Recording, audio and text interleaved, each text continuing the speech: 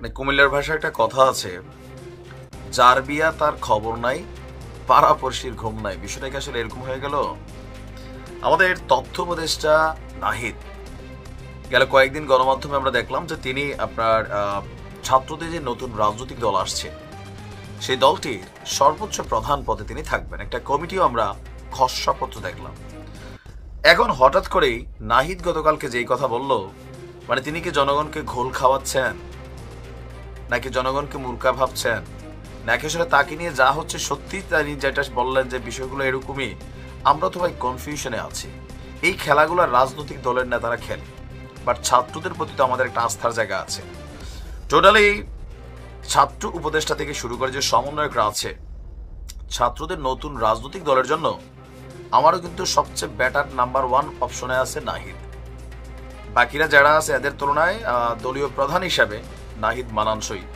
এখন আমরা যখন দেখলাম যে নতুন দলের প্রধান নাহিদ হতে যাচ্ছে, আহ্বায়ক পদের পরে তারপরে যার একটা পদ নিয়ে সার্জিস সহ 4 জনের একটা টানাটানি চলছে, সমর্থকরা ফেসবুকে পোস্ট দিচ্ছে, এর মাঝখানে নাহিদ বলছেন যে সবকিছুই গুজব, আবার একটু লেজও রেখেছেন। তা আমার মনে হয় কি যে দেখেন, আপনারা ক্লিয়ার কথাবার্তা না বললে হইল কি যে গণমাধ্যমে যেটা প্রকাশিত হচ্ছে, আমরা যা বলছি 1 সপ্তাহ পরে আবার আপনি যদি সেটাই করেন, তাহলে মনে হবে যে 1 সপ্তাহ মানুষের সাথে এই মানে ভিন্ন রকম সুর দেওয়া, ভিন্ন কথা বলা, এগুলো অন্তত আমরা আমাদের ছাত্র উপদেষ্টাদের কাছ থেকে বা যারা এই রাজনীতিতে কানেক্ট হবেন তাদের কাছে আশা করি না। আচ্ছা, প্রেক্ষাপট দেখেন। নাহিদ বলছে পত্রপত্রিকায় বা মিডিয়াতে যেভাবে তথ্য আসছে তিনি মনে করেন এভাবে আসা উচিত না, কারণ তিনি আনুষ্ঠানিক কোনো সিদ্ধান্ত নেনই নাই যে তিনি দলটার প্রধান হিসেবে দায়িত্ব নেবেন। তো বলা হচ্ছে যে তিনি আনুষ্ঠানিক সিদ্ধান্ত নেওয়ার আগে, সেইটা প্রকাশের আগেই কোনো ধরনের অনুমানের উপর ভিত্তি করে তথ্য ছড়ানো ঠিক হচ্ছে না। তাহলে প্রশ্ন হচ্ছে, এই যে কমিটিগুলো আমরা দেখছি নতুন রাজনৈতিক দলের বিভিন্ন পদের, তো এগুলা কি গণমাধ্যমের কর্মীরা নিজেরা বানায়া পদ পদবী হিসাবে পত্রিকা নিউজ করে দিচ্ছে, নাকি আসলে ছাত্রদের মধ্যে থেকে তথ্যগুলো আসছে? আমরা তো পত্রিকাতে দেখি যে নাম প্রকাশে অনিচ্ছুক ছাত্রদের মধ্য থেকে কেউ না কেউ তথ্যগুলা গণমাধ্যমকে দিচ্ছে, আর গণমাধ্যম যখন ছাপাচ্ছে নাহিদ বলছে যে এগুলা এই মুহূর্তে এরকম কোনো কথাই হয় নাই, এগুলা জাস্ট কল্পনা প্রসূত। দেখা গেল যে আগামী 1 সপ্তাহ বা 2 সপ্তাহ পরে দল প্রকাশ হলে ঠিকই নাহিদ সেখানে চলে গেলেন, তো বিষয়টা একটু কেমন হয়ে যায়, তাই না? তো নতুন রাজনৈতিক দলে যোগদানের বিষয়টি এখনো চূড়ান্ত না, আর আমরা দিক দিয়ে অনেকে সেলিব্রেট করে ফেলতেছি, তাই না?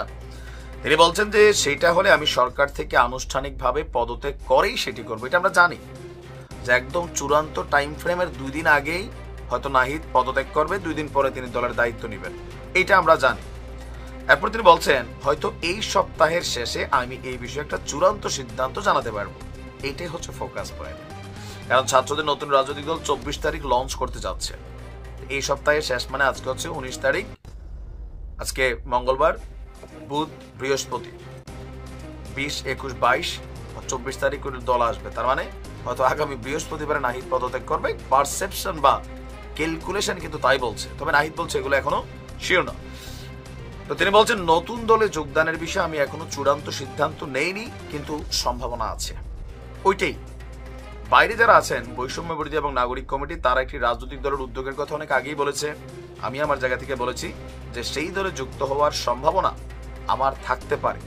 তো ঘুরে পেঁচা হচ্ছে কি, আমরা জানি যে দলটার প্রধান পদে নাহিদই থাকবেন এবং 24 তারিখ আমরা দেখব এর আগেই তিনি টুস করে পদত্যাগ করে ফেলেছেন।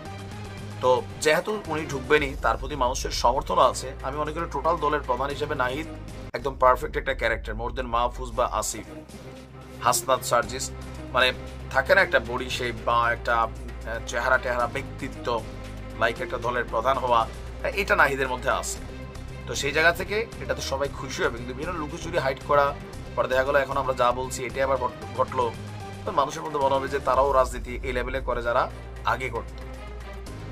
তো আমি নিজেও কনফিউশন, আবার কোনটা থেকে কোনটা ঘটে। দেখা যাক। 24 তারিখ পর্যন্ত ভালো থাকবেন।